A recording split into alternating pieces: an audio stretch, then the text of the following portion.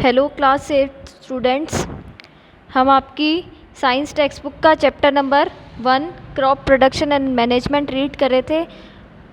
आज इस चैप्टर का रिमेनिंग पार्ट अपने कंप्लीट करेंगे। अपने देखा था हार्वेस्टिंग तक अपने रीड कर लिया था। लास्ट जो एग्रीकल्चर प्रैक्टिस है वो क्या होती रहती है आपकी स्टोरेज की। फसल जो है वो आपकी बिल्कुल क्या हो चुकी है, रेडी हो चुकी है, आपने उसको क्या कर लिया है, कट भी कर लिया है। लेकिन काटने के बाद में क्या है, स्टोर करके रखना एक बहुत इम्पॉर्टेंट टास्क है। क्यों? क्योंकि अगर हम हार्वेस्टेड ग्रेन को, जो अनाज है, उसको हम लंबे समय तक क्या है रखने वाले हैं, तो वो हमको क्या रखना पड़ेगा, उसको सेफ रखना पड़ेगा मॉइस्चर से बचा के, इंसेक्ट से, रैट से और माइक्रो ऑर्गेनिज्म से बचा के। मॉइस्चर मतलब नमी से। जैसे बारिश होती है तो बारिश में क्या होती है, जो अपना जो हार्वेस्टेड ग्रेन है वो क्या हो जाती है, गीली हो जाती है, वेट हो जाती है। तो इसके कारण मॉइस्चर से वो क्या हो सकती है, फसल जो है वो सड़ सकती है। इंसेक्ट से बचाना पड़ेगा, रैट से और कुछ माइक्रो ऑर्गेनिज्म से भी बचा कर रखना पड़ेगा अगर हमें उस हार्वेस्टेड ग्रेन को लंबे समय तक रखना है। तो हार्वेस्टेड ग्रेन में क्या होता है, सबसे ज़्यादा क्या होता है, मॉइस्चर कंटेंट मिलता है। If freshly harvested grains are stored without drying, they may get spoiled or attacked by organisms, making them unfit for use or for germination. अगर freshly harvested जो grains है, seeds है, इनको बिना सुखाए हम क्या कर देंगे, स्टोर कर देंगे, तो वो क्या हो जाएंगे, स्पॉइल्ड हो जाएंगे, ख़राब हो जाएंगे, या फिर उनके ऊपर क्या कर देंगे, जो ऑर्गेनिजम्स है वो अटैक कर देंगे और फिर उनको क्या हो जाएंगे, वो अनफिट हो जाएंगे यूज़ के लिए या फिर आगे जर्मिनेशन के लिए। Hence before storing them the grains are properly dried in the sun to reduce the moisture in them. इसलिए स्टोर करने से पहले सारे ग्रेन्स को क्या किया जाता है, सूरज की रोशनी में, सन की रोशनी में क्या सुखाया जाता है, ताकि उनसे क्या हो सके, मॉइस्चर को रिड्यूस कर सके। This prevents the attack of insects, paste, bacteria and fungi. और साथ साथ में ये क्या करते हैं, जो इंसेक्ट है, जो पेस्ट है, बैक्टीरिया और फंजाई है, इनके अटैक से भी इनको बचाते हैं।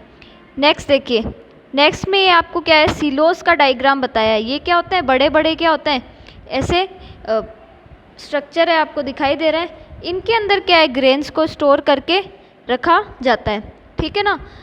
जहाँ पर क्या है, क्रॉप प्रोडक्शन बहुत ज़्यादा क्या होता है, अमाउंट में होता है वहाँ पर।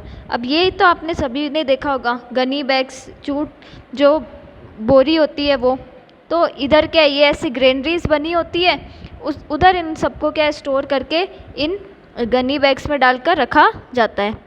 नेक्स्ट देखिए, farmer store grains in jute bags और मेटालिक बिन्स। फार्मर क्या करते हैं, इन ग्रेन्स को जूट बैग या मेटालिक बिन में स्टोर करके रखते हैं। ये जो लार्ज स्केल के जो स्टोरेज होते हैं ना ऑफ ग्रेन, इनको क्या किया जाता है, सिलोस कहा जाता है, जो मैंने आपको प्रीवियसली पिक्स शो की थी वही।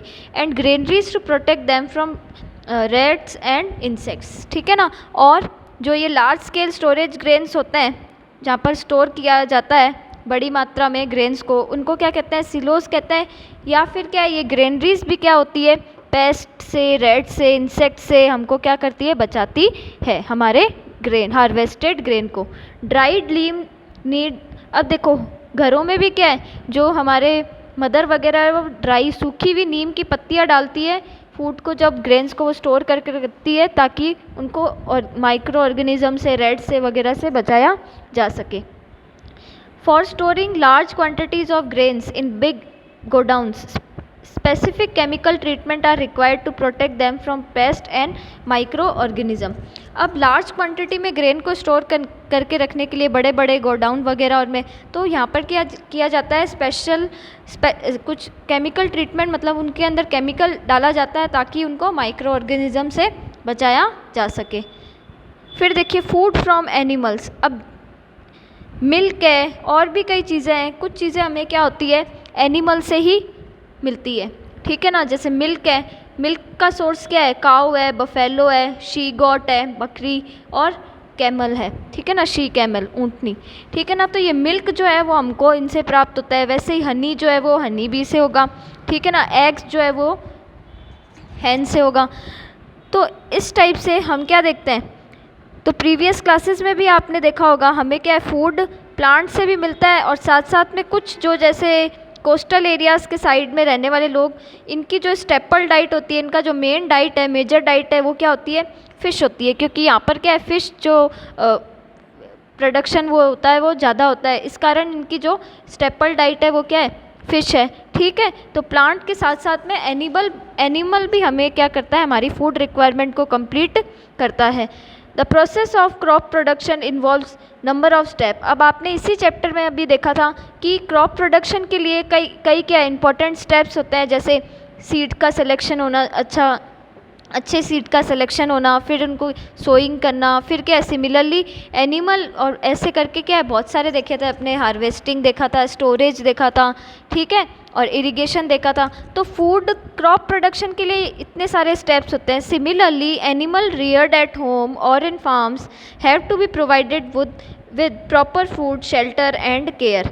When this is done on a large scale, it is called animal husbandry. उसी तरह से जिन एनिमल्स को हम क्या है घर पर रखते हैं, हमारे फार्म हाउस में रखते हैं, उनको क्या है प्रॉपर फूड की ज़रूरत होती है, शेल्टर की ज़रूरत होती है, और केयर की, मेडिकल केयर वगैरह और की क्या होती है? ज़रूरत होती है। लेकिन जब ये एनिमल रियरिंग जो है, वो जो अपने एनिमल वगैरह पाल रहे हैं, ये लार्ज स्केल में कर रहे हैं, मतलब बहुत सारी गायों को क्या है as a business, milk business के लिए रख रखा है हमने, तो लार्ज स्केल पे जब इनको हम क्या करते हैं, इन एनिमल्स को रियर करते हैं, अपने घरों में, अपने फार्म्स में रखते हैं, तो वो क्या कहलाता है? एनिमल हस्बेंड्री कहलाता है। ओके स्टूडेंट्स, इसी के साथ में आपका चैप्टर क्या होता है? एंड होता है। कल हम इसके शॉर्ट वर्क करेंगे। तब तक के लिए goodbye, have a nice day, thank you.